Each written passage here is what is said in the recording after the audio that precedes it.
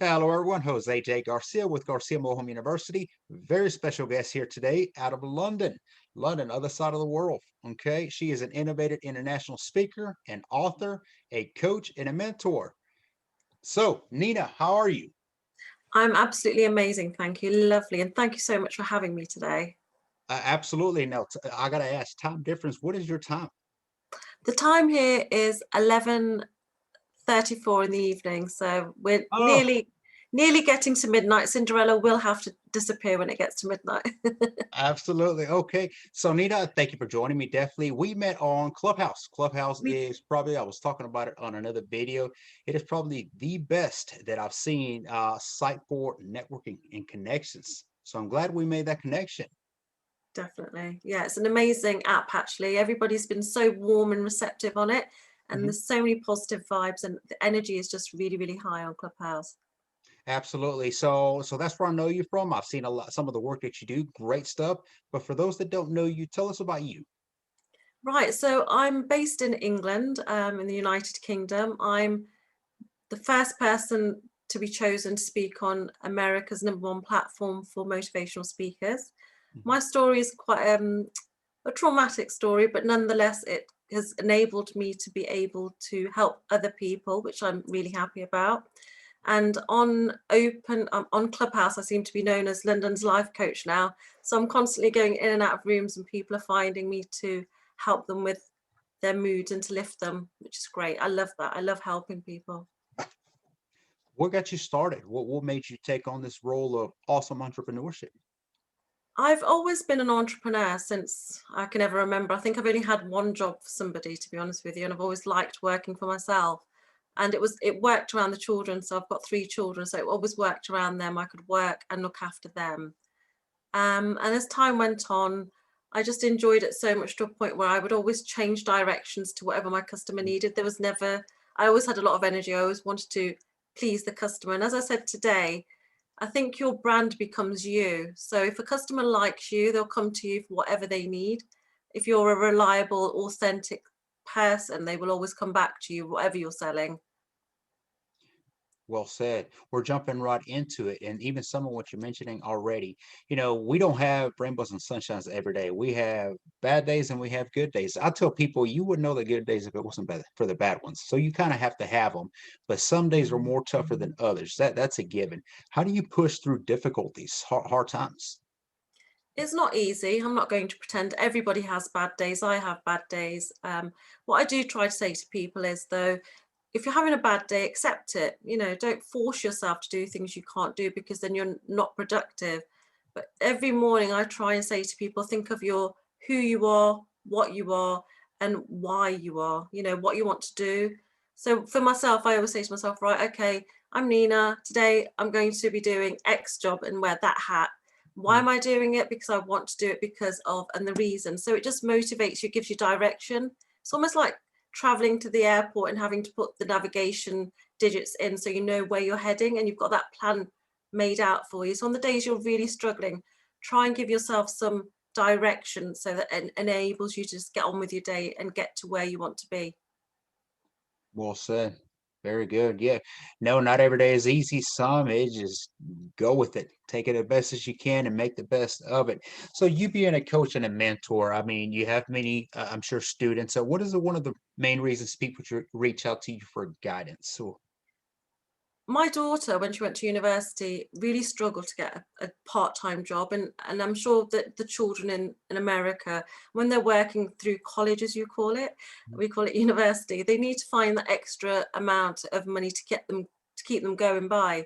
Nobody wants to offer them a job, and the children are so intelligent. I started to work with university students that wanted to start their own business because their minds are so full of ideas. It's amazing. It's so exciting. So I would always work with them because of my daughter having the troubles that she had, so that I could help other children fulfill their goals and also to show them that there is a way, and help them on their way. And it was working really, really well. I worked with fashion brands in at that time. So and they had a lot of ideas that I wouldn't have had. So I learned from them. great, great. Do you currently have coaches or mentors?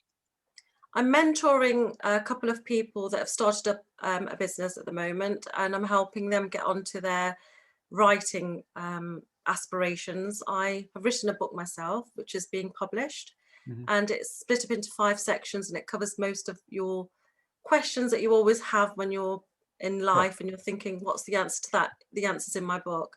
But I'm mentoring some people that want to write their book, so I'm helping them guide the way to do it, because there are methods that help you to do that. Speed them to get there better, quicker, and easier. You got them, absolutely. What about you? Do you have an actual coach or mentor that coaches you? I've Because I've been chosen to speak on this platform in America, and I've Mhm. made history because I'm the first British person to be asked. I have a coach that's helping me with stage presence because I've never spoke on such a large platform.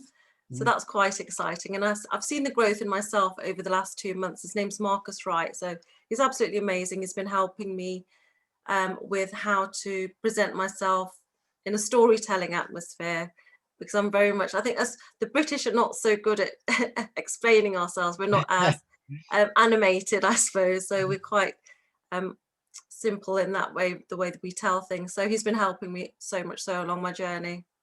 Well, I might be reaching out to you soon because now with post-COVID or so, we hope, stages are going to open up again. Right now is all virtual, Zoom, we get on calls, etc. But I see near future we will be back on stage somewhere, and it's that stage fright that all these questions I'm gonna be reaching out to you. So stay tuned for that. Amazing. Yeah, definitely do that. So how, when you coach and mentor, one of the biggest things we learn from our mentors is write your goals down. How important is it to you to write goals down?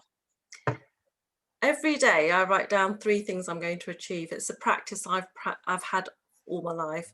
My children, when they used to go to bed, I used to say to them, "What 3 things did you achieve today, and what 3 things will you achieve tomorrow?" And it was simple things like, "Oh, I kicked the football and I hit the tree," things like that. I got to the tree first. So they've got that practice with them, because children learn from your behaviour, so it's learned behaviour. And I just like to write things down because it gives me a self satisfaction to be able to tick off the fact that I've done that job in the next job. But the most important thing I would say to everybody is make sure out of those 3 things you do something for yourself, Mhm. because we tend to forget about us, and self-care and self-love's a huge thing. Absolutely. No, and you teaching them early on, so that's definitely they learn what they see, and if they see you doing it, they will incorporate it somewhere in there sooner or later. So start small, but it definitely builds up the bigger, greater, better things. So, many people refuse to do more for themselves. I think, we know that there's a comfortable level, and people don't like to break that. It is comfortable, it's not growing, but I've noticed that, it has a lot to do with family, with friends. They don't want to break off that relationship, which you have to a certain extent when you're trying to be successful, become something of yourself. What do you say to people like this with the struggle? I mean, I've been through a huge struggle. I would be regarded as the black sheep of the family per se. But I think sometimes when you're in a circle of cultural circles, often you don't learn about the other circles that other people are living in. And I think when you do break out of that, you become a bigger person because you're learning about how other people do things. And what I've done with my journey is I've gone from my culture, which is quite a closed culture, to another culture, to a different one, to the British culture. And I've taken a part of everything I've liked and made my own sort of idealisms and my own set of rules, as opposed to those that we're programmed with. I mean, 6 years ago, I was homeless. So I'm here Uh, now. I've done amazingly well. And I think that you can achieve anything if you put your mind to it. And I think I've created a set of rules and coping mechanisms from everything I've learned along my journey. that is huge. That is awesome. Absolutely. And that's why you're here. You bring motivation, you're teaching us, you're giving tips and nuggets. That's great stuff. What is one thing you learn about yourself during this epidemic? I've learned that I'm very patient. I've learned that I'm able to give as well. Having gone on to Clubhouse, I didn't realize so many people are unable to meet their counselors, their therapists. They're stuck and there's no human interaction. So Clubhouse is actually providing such an extensive community now for those so much in need. And I know I keep mentioning that particular platform, but a lot of the social media platforms provide it. But with that one in particular, you're invisible. It's just your voice. No one's seeing who you are. You can say exactly how you feel. If somebody needs to reach out to you, they can. And quite a few times I've taken people out into a separate room just to deal with their problems because they're really struggling with anxiety. So I feel that this pandemic, I've learned a lot of people out there need love, and I feel that's probably my mission to enable them to remember to love themselves. Yes. It's been tough on all of us, no doubt. And, we hope to give that boost, that push to, get people. And it's taking action. At the end of the day, we've said this before, nothing works unless you do. And you have to take action. It's not easy, but you have to do it. Get out there, focus, drive through it. It will get better over a period of time. So, well said on that. Have you ever done real estate? I have actually. I own some commercial property. Oh, I wow. do like real estate, yeah.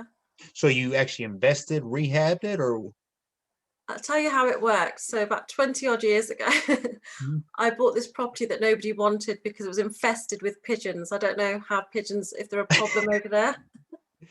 There's Over some. here, over here, they're a real pain in the backside. So the building was an old, beautiful building. It was infested with pigeons. Nobody wanted to buy it.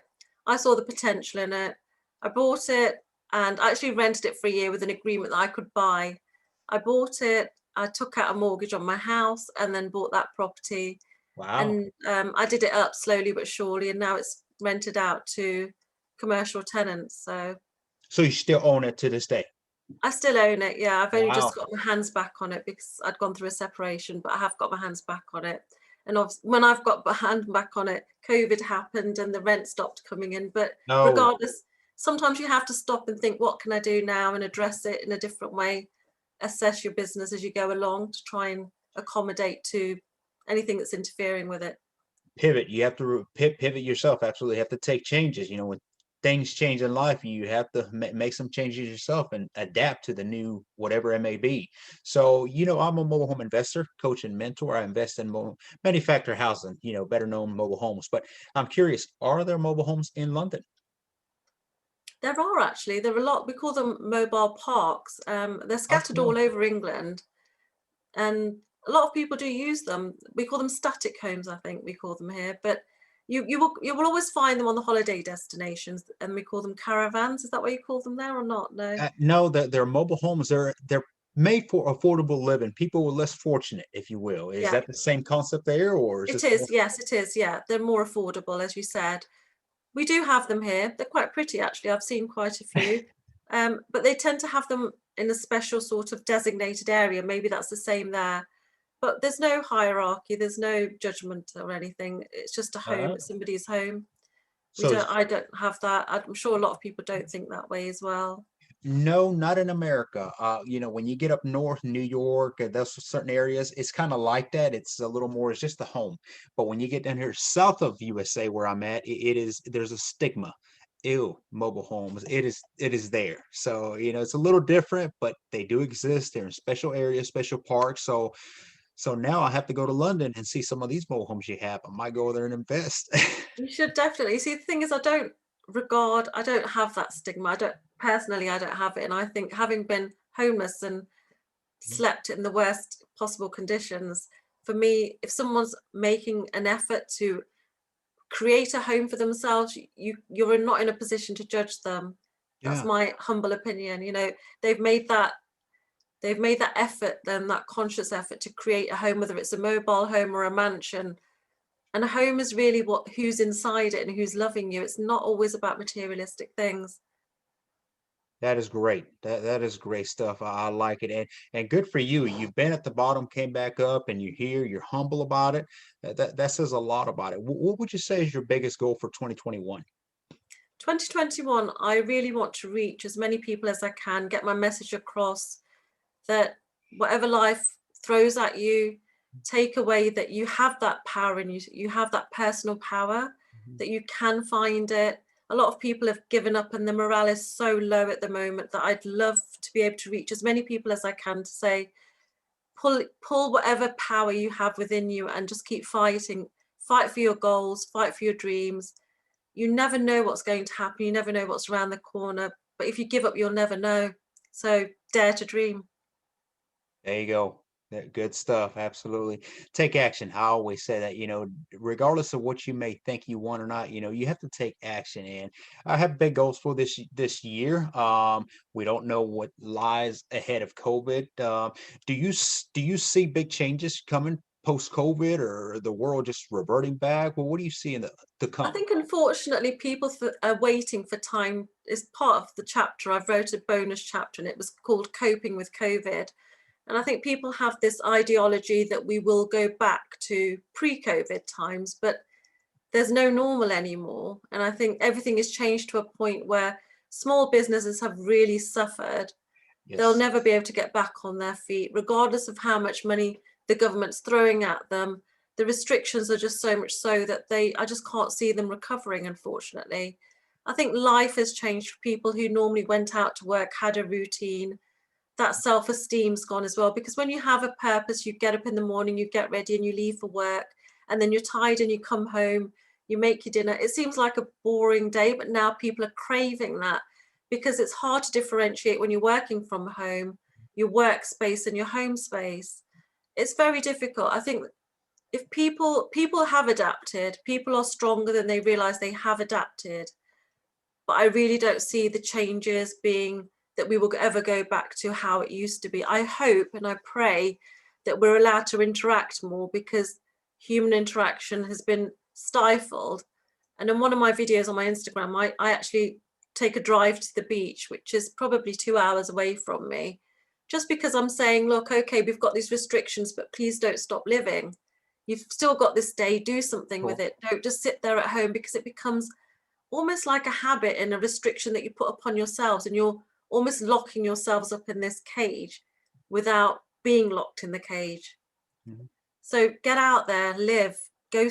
If you can't see friends, fair enough, but do something. Take a drive, take a walk in Mother Nature. It's healing. Just do something. Keep moving.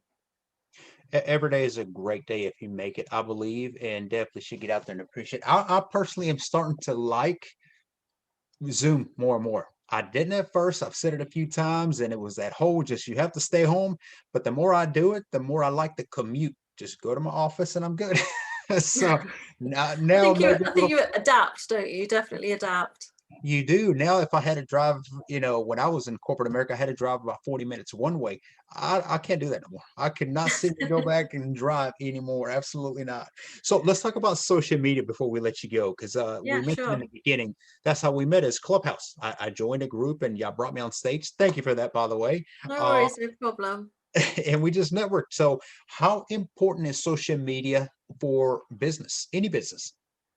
I think it's huge. Like I was saying earlier, you are your brand. If people get to like you and you are your most authentic self, like I really like you because you come across as such a genuine person. So if you were to say to me, Nina, how about you buy a mobile home? I'd say, yeah, why not? Let's have a look at that, because I trust in you. And I think social media, just be yourself. Don't try to be somebody you're not, because people see straight through that. If you are yourself, people tend to warm towards you. They would trust you in that respect. So I think use social media, but don't try to portray something, as I said, you're definitely not. Just be you. That's enough. Put out content. If you're selling earrings, show them. If you're selling mobile homes, show them. Show your customers. Testimonials, I think, are a great thing. And I think video testimonials on social media are huge. If you haven't got them, you definitely should. We like to see people. It's just human nature. We like to see other people. We like to see faces. So it's such a good tool to be using. I do say to my mentees, I say, if you're not using your phone to earn money, then you shouldn't be on it as much as you are. That's good. That's real good. Be you, be real. That's very good. That's original. So, We'll and go with that slogan. I'll hashtag it absolutely. So, and I might very well be reaching out to you to invest, because that's the beauty of investing is you can invest worldwide. You don't have to be in that specific location. But I would like to take a trip to London. So hopefully post COVID, definitely like to go check out. Oh, Nina, we'll welcome you when you come. okay, I'll keep that invite. Yes, ma'am. So, any last encouraging words for those tuning in? Just thank you so much. I wanted to thank you so much. And I would encourage everybody to make a new friend like I did today, because I've had a great time. Absolutely. So those one of the that want to connect with you, how can they do so? How can they find you on social media? You can find me on, I'm called Nina underscore the Brit because I'm quintessentially British and proud of it. Or my full name is ninaaouilk.com, and that's my website. I think if you do a website check on me, I'm found quite quickly because my surname is just so unusual. It's quite an easy one, so And I'll link your links to the bottom of this video. So that'd those be are amazing. listening, Thank you so much for yeah, doing y'all that. can just I click on that appreciate and that. connect with Nina the way I did. So, Yeah. well, thank you. Thank you for joining us this evening. Thank you for having me. Thank you so much. All righty. Bye-bye. Bye.